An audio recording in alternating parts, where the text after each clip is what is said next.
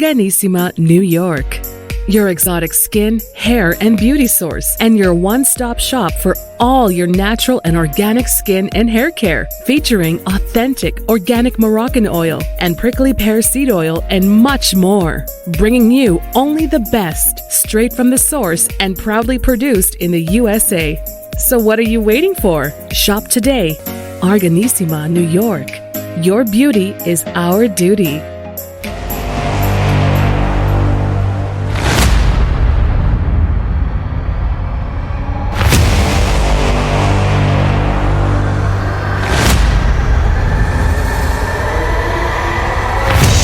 Back to the Sales World channel and iHealth Radio, as well as with your host, Hurricane H. As always, try to bring you some awesome guests and topics. And today's topic, again, we're in the theme of business.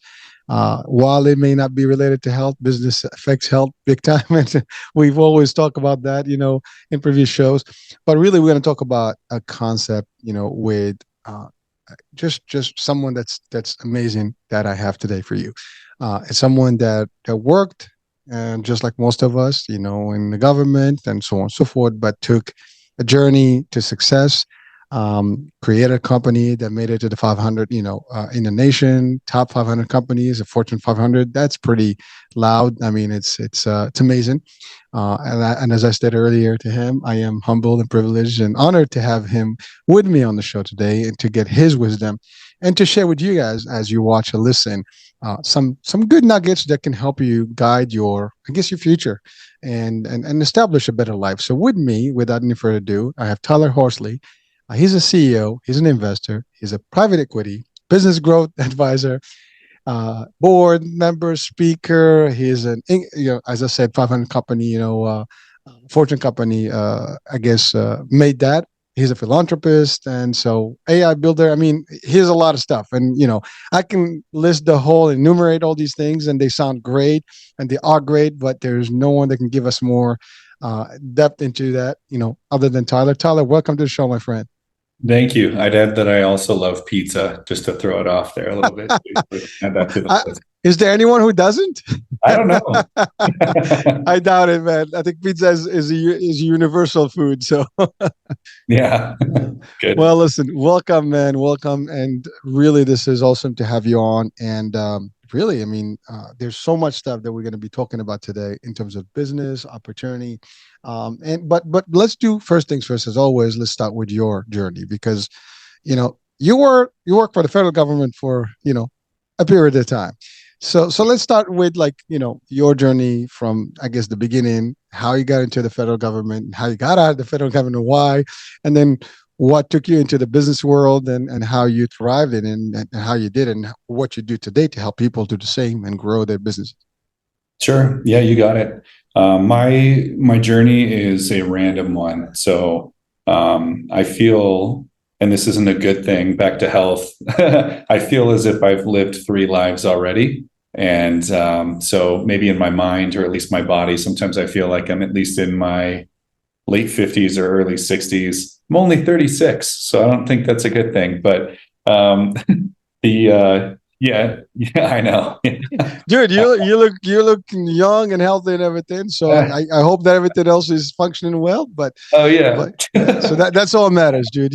You're just being humble. I mean, you look the age and you're there. So don't worry about it. Yeah, let the age be our problem. All right. Yeah.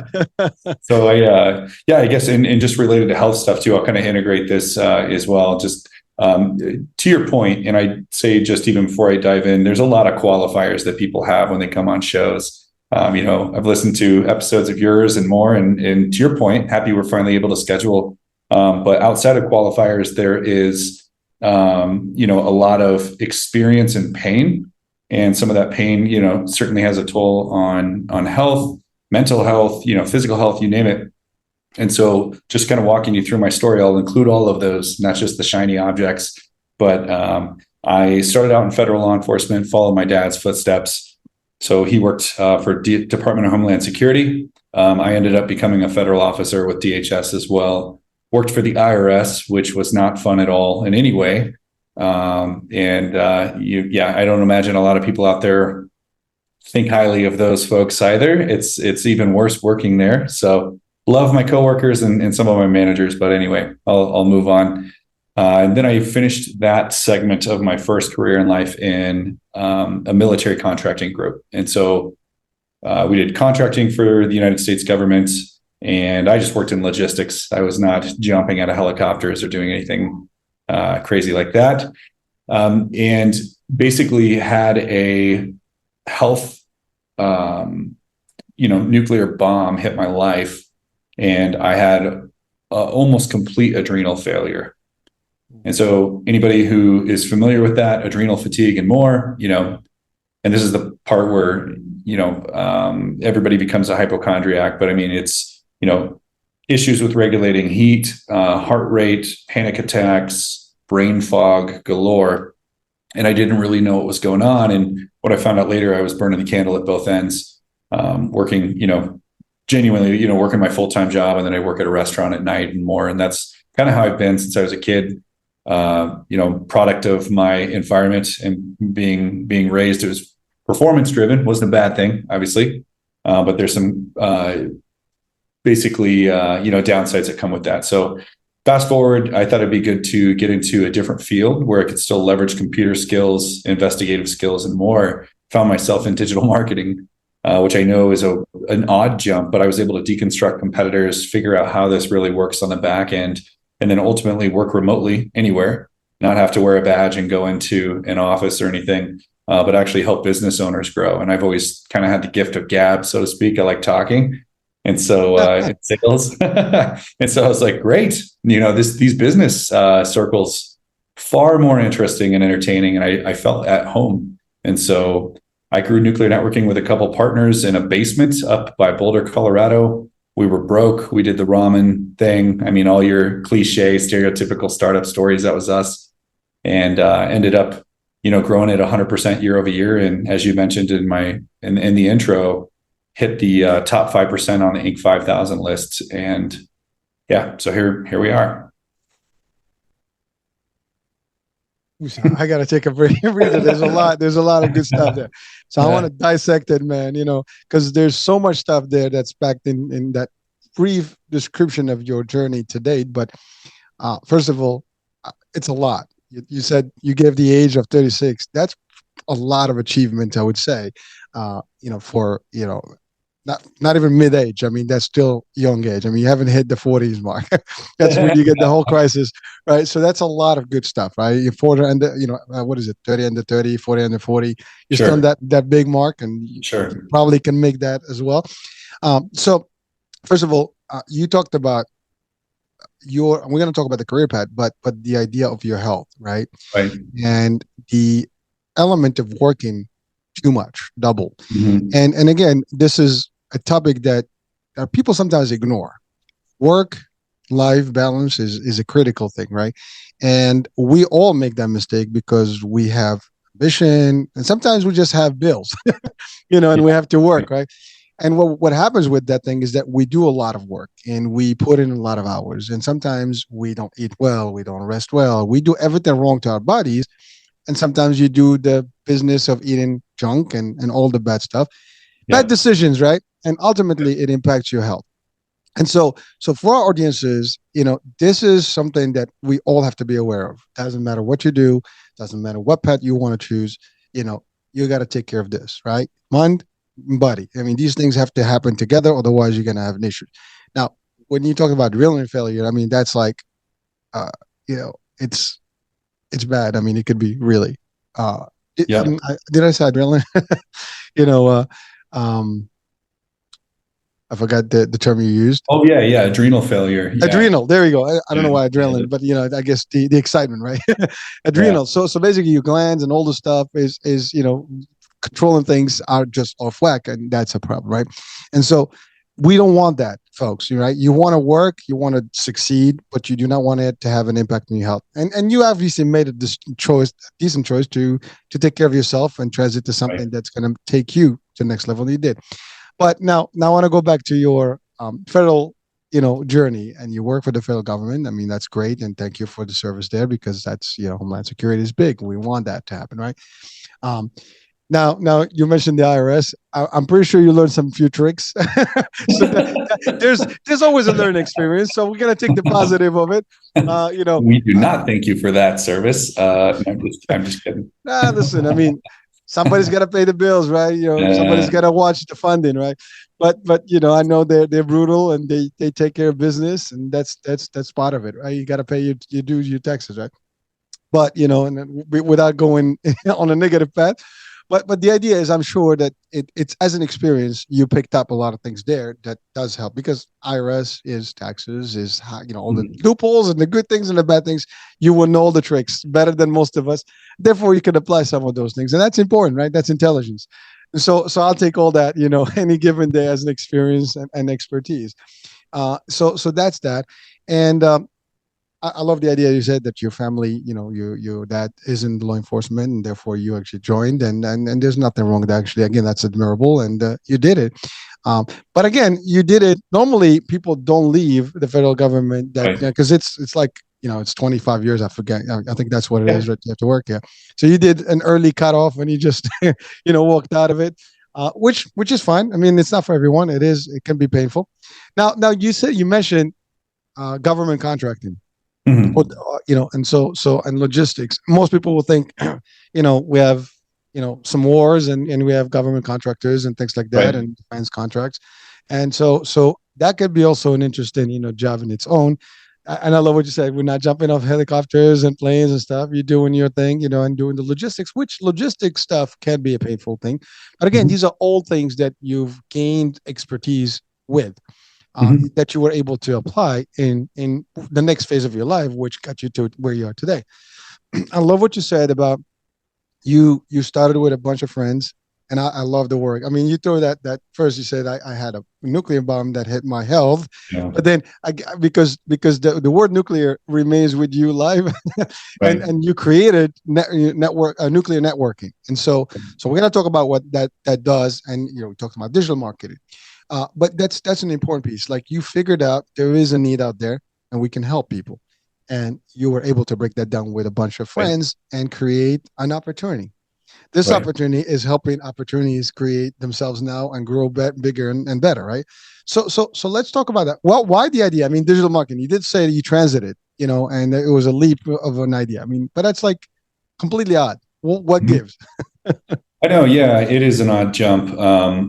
I think that it kind of catered to, I have maybe more of like a mischievous profile, but I was raised with good values, so I use that for good. But I like to find out why things work and kind of push buttons a little bit. And that's what sparked interest around investigations. It's like trying to solve problems, and not just puzzles, but like people. And so that's why I got into profiling and worked in the government and did those things. But I could actually, this was far more fun, right? It's like I can use a lot of the profiling metrics and just some of those skill sets that I learned and or polished, and leverage those to help people win and grow their business and positively impact other people's lives. Nonprofits as well, right? Because they have a big heart to give, but there's not a lot of seasoned business people in the nonprofit world, and so we're kind of able to add value there.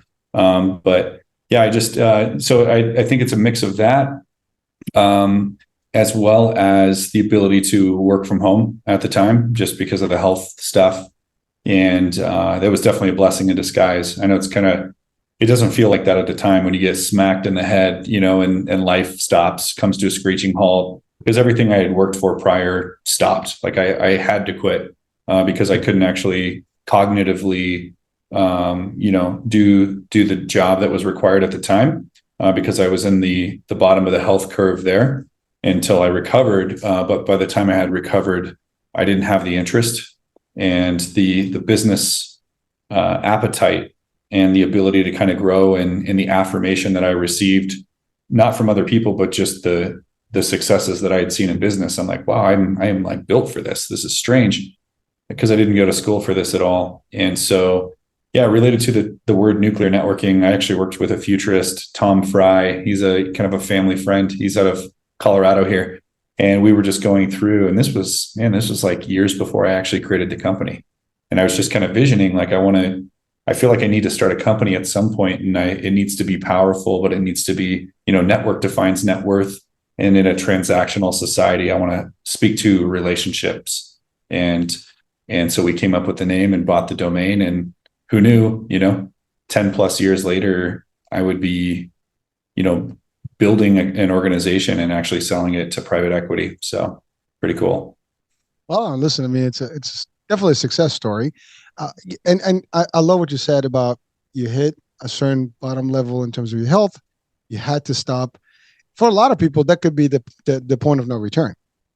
Sometimes, and again, for our audiences, we want to give them the feel that no matter what happens, no matter how bad things can get, just know that there is, again, light at the end of the tunnel. You can, if you look at it right away, and you don't just, give up, you should be able to, just come right up, and the other side with a victory moment, right? And you just did that, right? And it helped you, served you well at the end of the day. I mean, your health is better. You're able to rejuvenate everything and reset, and you did well.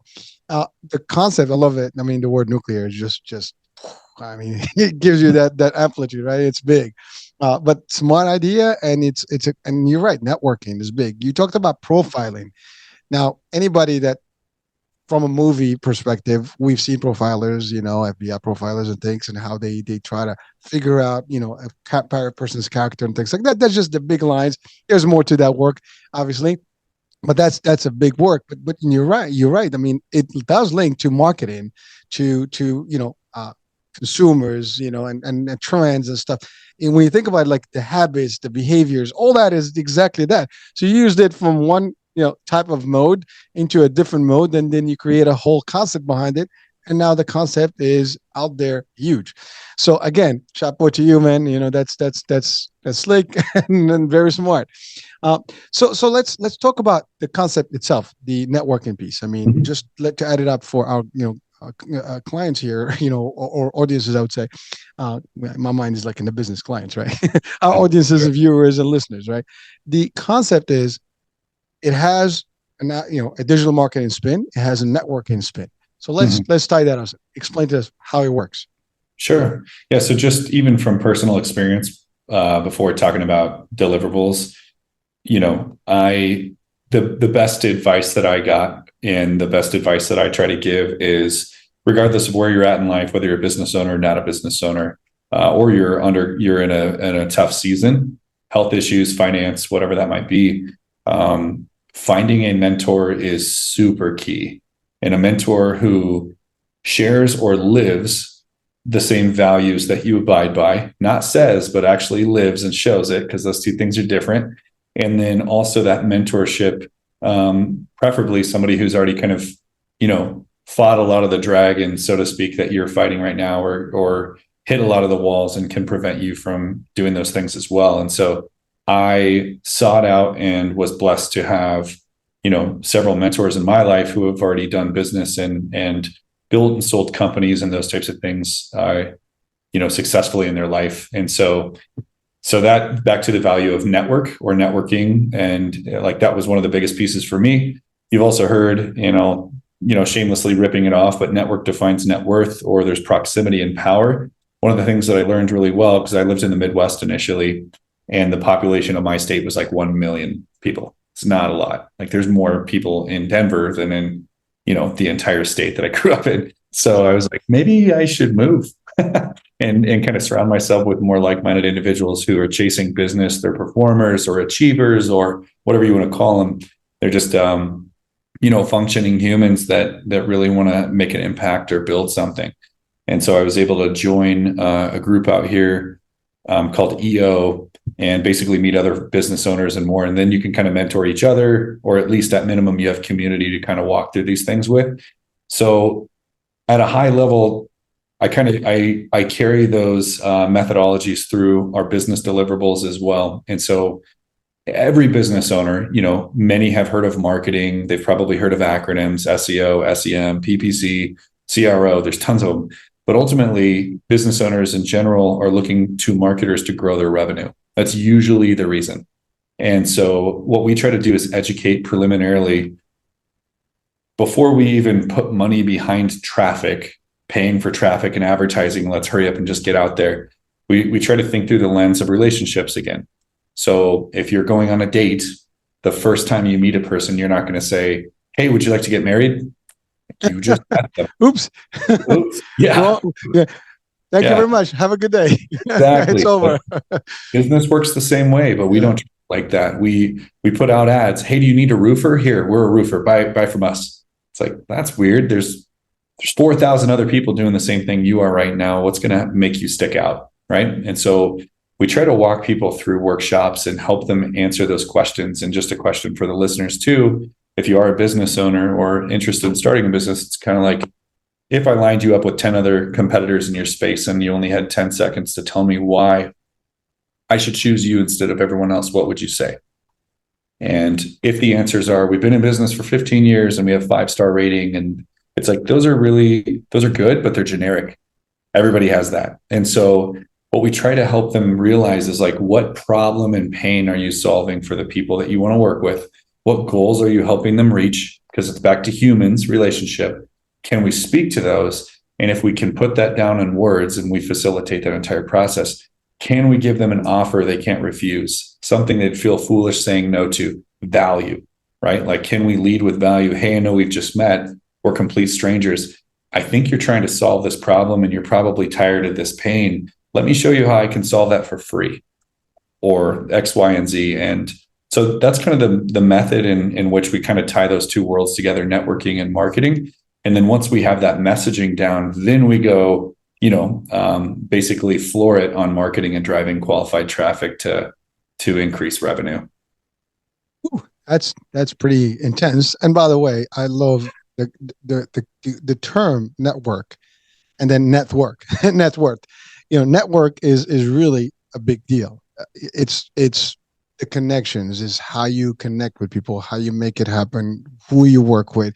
A lot of people sometimes don't leverage that, right? They don't leverage that opportunity, and there's plenty of that, or they use it the wrong way. I mean, there's that.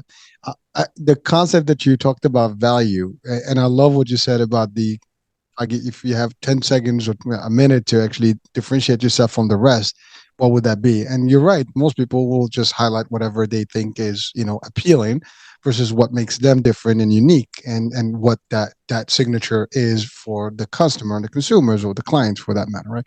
So that angle is unique. And I think everybody in business should have that. What is my value? What makes me different from the rest? And you're right. You're not going to be the only it in the market.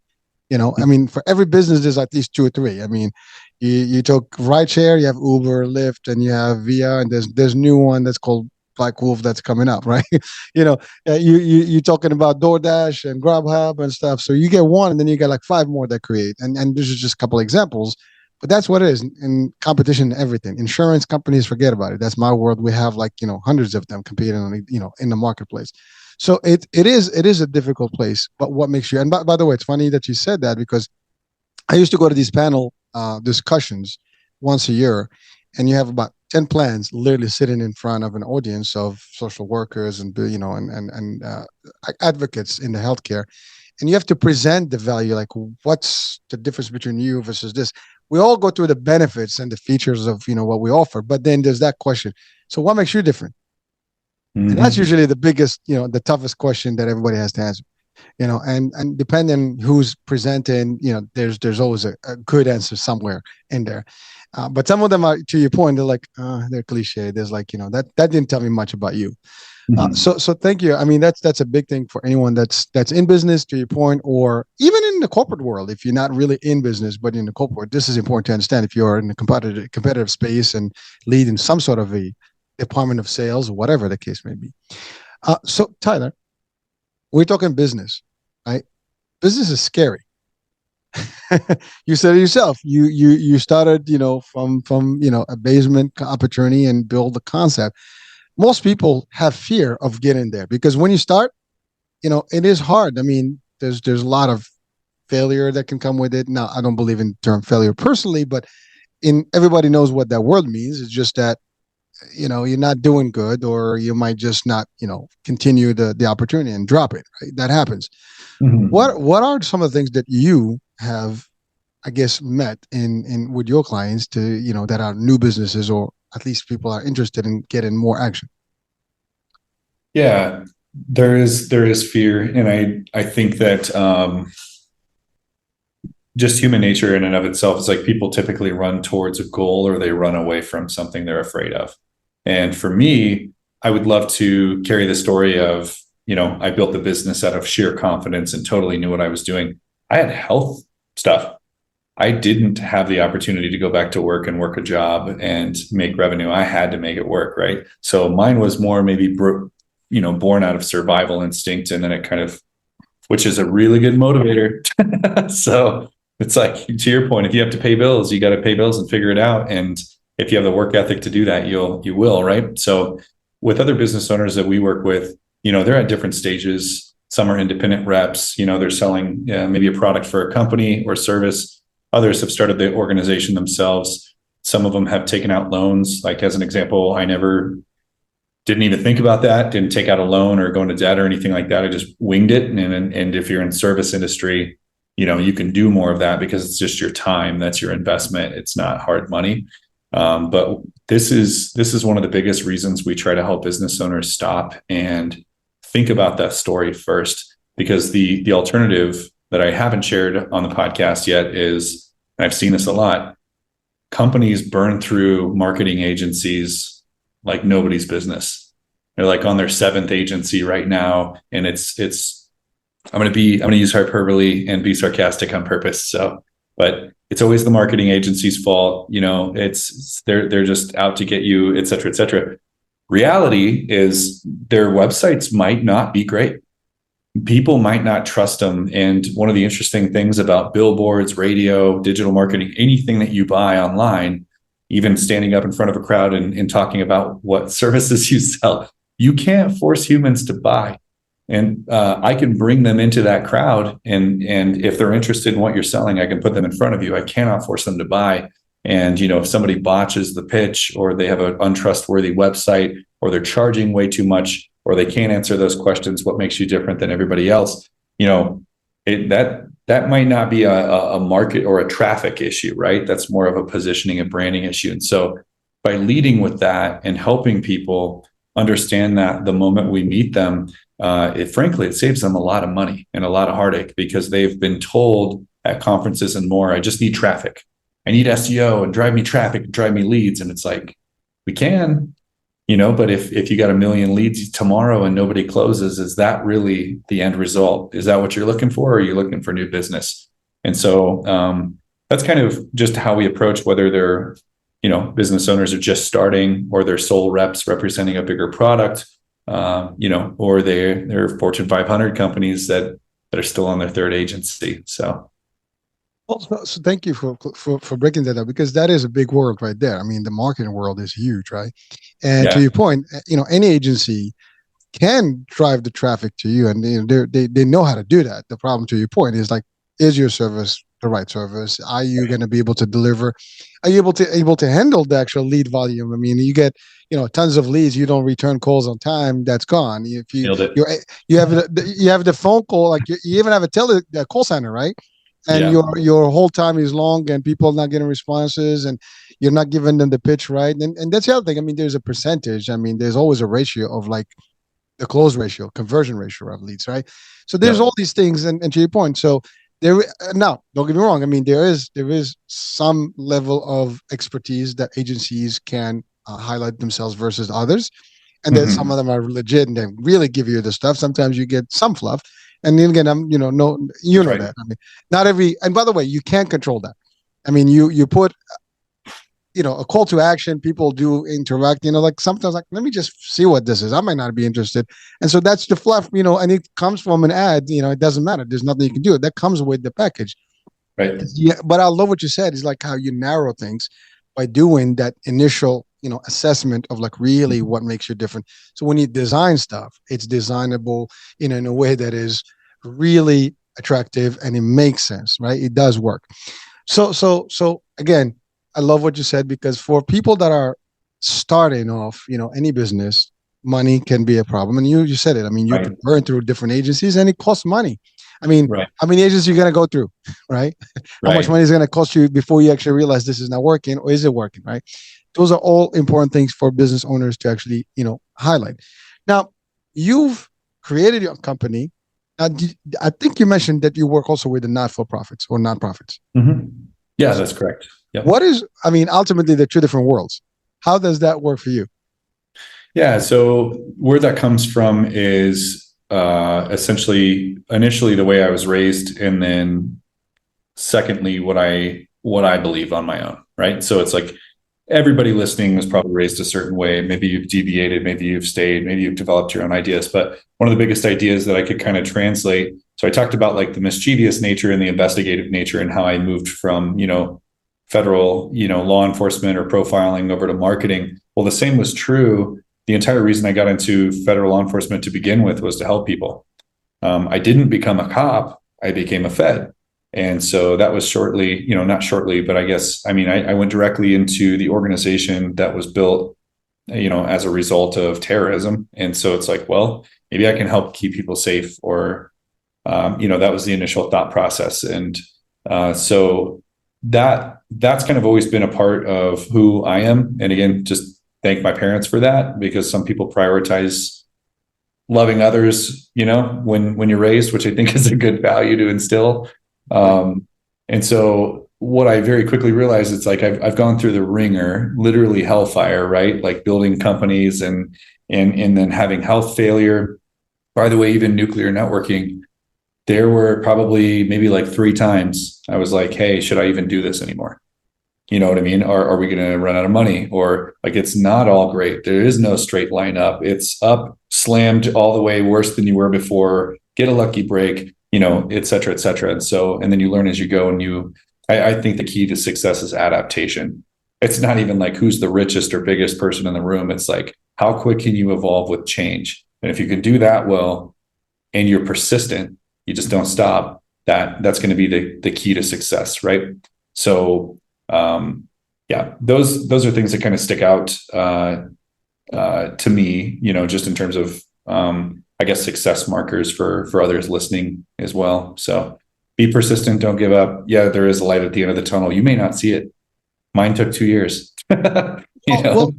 Well, Tyler, thank you for breaking that down, because anyone, again, it's a big leap, right? To your point, you said it, you did it because you had no choice. You had Right. to figure out. And typically that's how most successful stories have happened. There's some event, tragic or otherwise, that made, that leap for someone. This is it. I'm going to make this happen. And you just duke it out until it happens, right? You make it happen, no matter what. But you have to be persistent, resilient, and patient, because to your point, it's a lot of ups and downs. And, until you get that rhythm and you get to the nice little pace, you got to get there first, right? Yeah. And you have to be prepared for that. Are people really prepared for that? That's usually the question. And sometimes they're not ready for the long journey. It's not a sprint, it's a marathon, as they say. You want to keep at it, and you got to keep seeing the little signs, like it's happening. There's always that, like, it's happening. I can do this. I can multiply this. And I love what you said about adaptability. If you don't adapt, technology, in your case, it's moving fast. You have AI, you have this, you have that. If you're behind you're still on paper, print, or whatever, you're not into the SEO world and whatever, those real tech stuff, like the acronyms that you mentioned, we got issues, right? And so, but there are people still behind in this world, and they're still using some traditional stuff, which is fine, but again, results may vary, as they say. But I love the idea that there is, an opportunity for everyone. You just have to be consistent and don't give up. So thank you for bringing that to our, folks, because people are probably like wondering, like, well, you succeeded. How long did it take you? Totally. When you say 10 years, it sounds great, but like, what was the first couple of years like, right? Oh yeah, not good. And one of the pieces, like, back to that, it's like some people, they're going to have different levels of persistence and more. And that, back to nonprofit, is what do, most nonprofits exist just to serve others. And they may not have, again, the business acumen, the marketing acumen. They may not know all of the new tech, this, that, and the other. They're relying with their hands out on people to write checks to help keep those missions going. And so that's kind of where that stuck to me. I'm like, geez, like, not only is being a business owner hard, running a nonprofit can be even more difficult because you don't even have a product that guarantees revenue. Like you're literally panhandling, hoping that people care about your mission as much as you do. And so, in or outside of nuclear, more on an advisory role, I'll sit on boards and help them kind of comb through finance, new marketing and positioning, and ways to start self-generating revenue versus just, operating with their hands out and helping the visionaries who founded those companies who are stuck wearing like 38 other hats and they're really stressed, but they can't give up. Like sometimes business owners out there, independent contractors will get this, but sometimes when you build a business, it feels like you build a prison because you're like, oh, I can't quit. Like this is really my only source of income, but I can't get out. I can't train anybody. And if you're a nonprofit owner, it's even worse because not only do you feel those things, like now you have this sense of guilt that you're letting everyone else down that your nonprofit serves. And so this is kind of this is more of, again, philanthropic, not related to nuclear. I use nuclear networking as a vehicle to help them market and do these things, but that's just more of a personal passion as well. Well, that is powerful and really honorable. I love what you said. You got into the federal, program because you want to do the right thing and help people, right? And really help lives. And you're doing that now in a different aspect of it. And again, that's important. I mean, it is always important to have a good mission with your work, no matter what you do. Mm-hmm. And you have that's part of the value, right? And giving back is important. I mean, yes, you have your own success, but you're also taking some of that expertise and helping others kind of, get through the motions. Because to your point, I mean, not for profit is really difficult. You always you rely on grants and funding and stuff. And how do you, and to your point, I mean, you gotta have.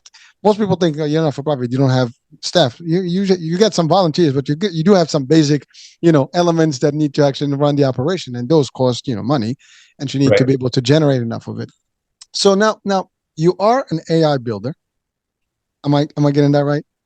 Yeah, that's through nuclear networking. My old business partner, we basically developed a platform to automate a lot of on-site SEO and build backlinks.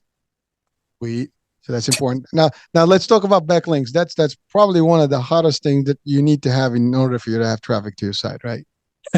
So here's a disclaimer on that, because some SEO is going to listen to this and try to knock me down a little. But here's general truths. Core ranking factors, or factors that Google or search engines deem the most important, change at every given time. But traditionally, it's 3 steps. And so I'll just give this to everybody, even if you're not a marketer, because people are probably like, what's backlinks? Some people out there, which is fine. So if you look, we're talking about SEO, search engine optimization here. If your website is a home, content are the bedrooms, the living room, the den. This is where people come into your home, your website, and they learn about who you are, they engage with you. Content is crawlable, which is basically a fancy term for Google sees who you are, what you're saying about yourself, etc. So you have a website, you have a home, you have content, you have rooms. So content is one ranking factor. Another ranking factor is on-site SEO or technical SEO, which is a fancy term for before you invite people over, is your house clean? Is your home well optimized? Are you going to pass inspection by Google? Or is your site loading slow? Nothing's optimized. Bots have no idea what you want to do. So that's the second ranking factor. Are you going to pass inspection? Are you algorithmically compliant, right? The third piece that's a major ranking factor is link building. So we call that offsite SEO. These are things this is the equivalent of building roads to the home that you have so people can actually find you and you show up online. So if you only do 2 out of the 3 of those things, if I only did on-site SEO and link building, but no content, I may not rank well. If I only did content and on-site SEO, I may not rank well. So that's why all those things are important. But to your point, and the reason that we created an AI or machine learning platform to help automate a lot of this is because it's one of the most monotonous things, if done well, in the SEO world. You have to cold call, cold email. Hey, can we put a link on your website? I know you have no idea what a link is or who I am, but can I pay you to, it's a nightmare. So we've basically automated all of that in our space. I think you've given the most, simplified version of what those things are really I love the analogy. It's Yeah. very clear picture to people. Now, and I love, again, you talked about that adaptability, and you did. I mean, you create this automation because it makes life. Now, you talked about all these things. If you don't rank well because you're missing one or the other of those three components, do you assist companies also in potentially getting their house cleaned and structured properly? Of course. Yeah. Everything. With full service, Right. again, that's The important. whole thing, start to finish. Yeah. Content creation, keyword optimized content. We train them on how to use natural language processing, ChatGPT-4 for content inspiration and generation. And yeah, it's the whole thing. All right. So Well, no, that's important because people are going to be like, well, they want to use your service. They just need to make sure that you do all that, because I think that's important. Now you're also an investor. again, yeah. Let's talk about the power investing. How important is that? Well, so here's a couple themes that I want to make sure come through. Started my company because I was in survival mode, right? And it happened to align with my values, which I think gives you that extra push during hard times because you want to do something that you believe in. So there's that. Investing. We all lived through 2020. Anybody listening to me right now likely has. When I grew this organization and put my literally blood, sweat, and tears into it, lack of sleep and more, and then you lose 40% of your clients overnight, you start thinking a little differently. And one of the biggest things that what I want to take away from what I want listeners to take away is you don't just invest because generally you're supposed to be a successful person and invest. For me, sometimes, like in law enforcement, you ask someone to do something, then you tell them, and then you make them. I have to be made. I like that. That's a good one. Yeah. It's not a fun way to learn. Maybe somebody else out there can give me a shout out. Maybe you're the same, but for some reason, sometimes in life, I don't get things right away, and I got to be smacked across the head before I'm like, whoa, what's going on? And so for me, I was like, maybe I should diversify. Maybe, and by the way, I'm not, multi-millionaire at that point or anything like that, but it's like, I have some expendable income. What do I do with this? You should put it in a different pot, not just everything digital marketing, because if internet fails or pandemic number, whatever happens, or fill in the blank, it's wise to have your bets, and so I started investing in real estate, and fortunately, I back to network, find people who if you say, oh, I don't know anything about investing in real estate, there's no way I could come up with that much money. Maybe you're right on all accounts, but if you meet people who are already doing it, give them $100, give them $1,000, whatever they're willing to take. Like, look, I'm already doing the real estate investing. Go ahead and give me this much money and I'll do it for you. Here's what that's going to buy you. That's going to buy you free education, because now those people, they want to help. Most people want to help, and they'll teach you about real estate investing, and they'll teach you what that looks like. And now you can actually park some of your money in these different businesses. And so that's kind of how I got started. The organization, the private equity firm that bought Nuclear Networking, it's actually a real estate group. And so now they've diversified and they own a lot of different companies, but I've been blessed to be able to just literally put myself in front of other people who invest. And that's probably the quickest way to learn, because your other alternatives are watch YouTube or wing it in the stock market. Right. So it's, that was my experience, and that's kind of, it's just been growing since, I invest in companies, real estate, and now I invest in things that I like as well, that I know, because I have SEO tools, I have marketing tools. I could tell you right now how many people are looking for what you sell for free. I'm like, here's how many people in your area, 14,000 people a month. In these areas, there's no competitors. If we grew this in this area, you could win and get all the business. And so if those companies meet that criteria, I will invest in those as well, and sometimes do the marketing for them. Wow. Well, that's awesome, man. But again, I love what you said about the concept of diversifying your portfolio, right? Because you're right. Don't put all your eggs in one basket. That's an old saying, and it makes sense to actually do that. The more, because one fails, you got a few other backup plans, right? Contingencies, right. As opposed to just plan A is the only thing you have, and then it's gone, it's done, and it's over with you. So that's not important. That's not a very cool way to do things. So again, important piece for our audiences. Now, the Inc. 500 company, right? Program. How was that ranking for you? How did that work? Yeah, so Inc. Yeah, so just for the listeners too. So there's Inc. 5000, right, which is about American entrepreneurs. You can basically apply, and what the Inc. 500 is if you rank. So there's 5,000. If you rank in the top 5% in the nation on that list, you're now in the Inc. 500. And so after growing this organization for 3+ years, losing track of time. Essentially, I was told, like, hey, have you ever thought, like, you guys have been growing rapidly, 3 to 5 years. Have you ever thought about applying for the Inc. 5000 list? So anyone can apply. You do have to pay for it, and you're not guaranteed to win at all because you're going against other businesses. And what I really took away was the two ways that they kind of judge whether you win or not. First and foremost is financial growth. That's 100% what the Inc. 5000 list is. So if you've grown, I think I got the magazine over here. But the guy who's on the front page grew like 9,000% year over year. Ooh. It's just ridiculous. Like, listen, it is what it is. Yeah, healthy companies grow 20%, to put that in perspective. So it's like, that's pretty intense. So he was definitely number one. But yeah, we were ranked, number 448 or something like that. And we had grown somewhere in the 800 to 900% range year over year for a certain sprint.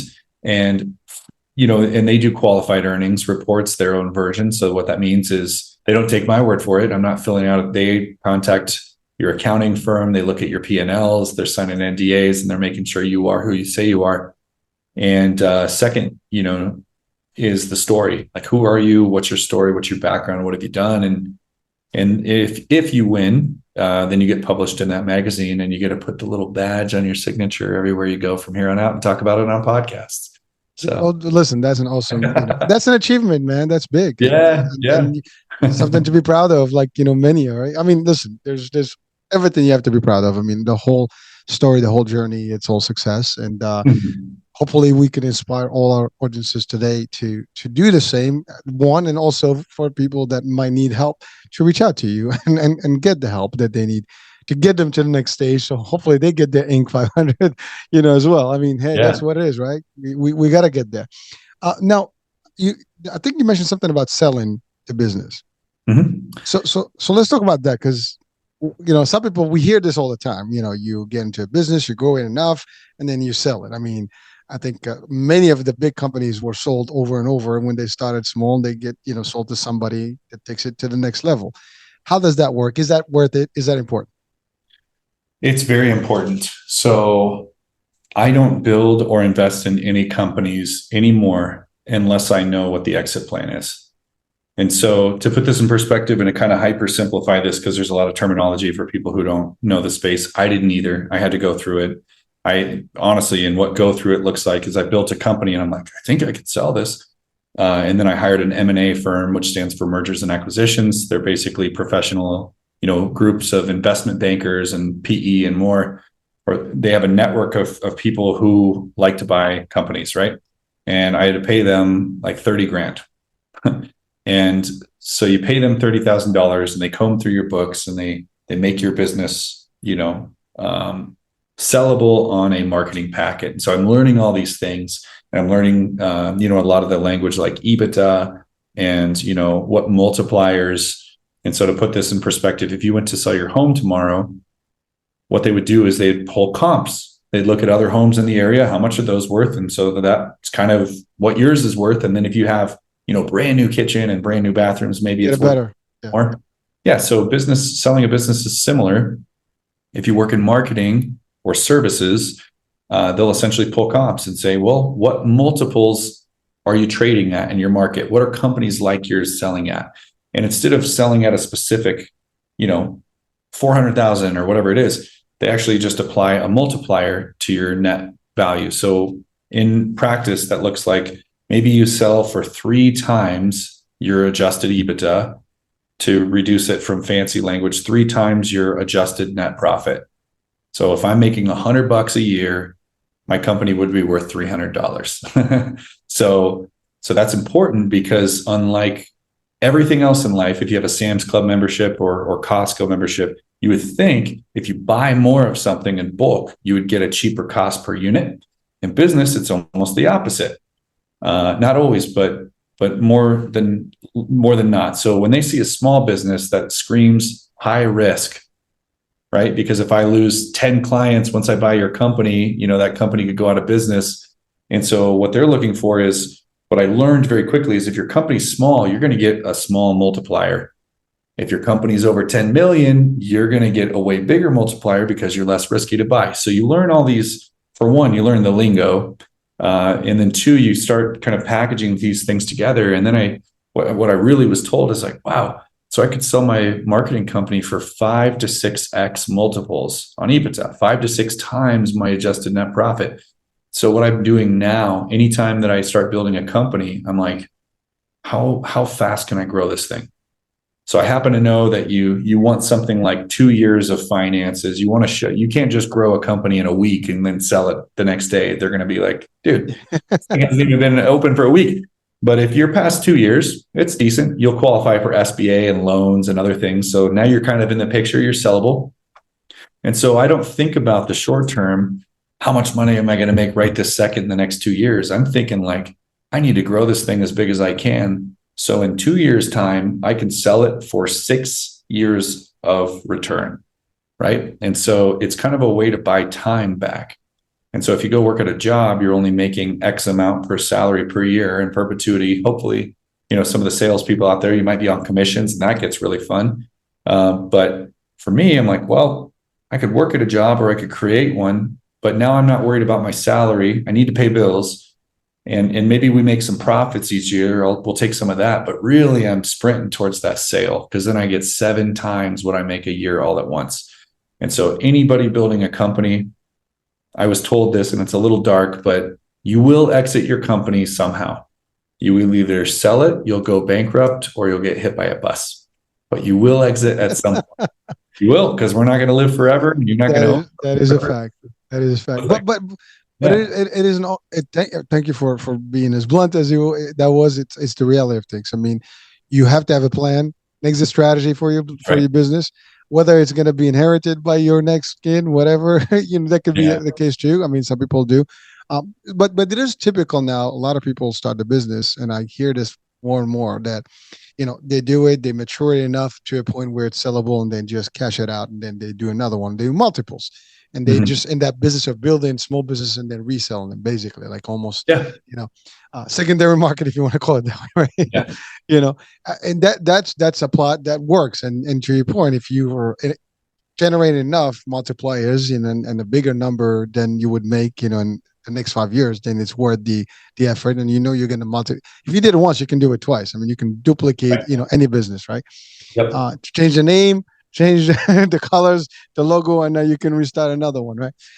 So thank you for breaking that to our audience. That's important.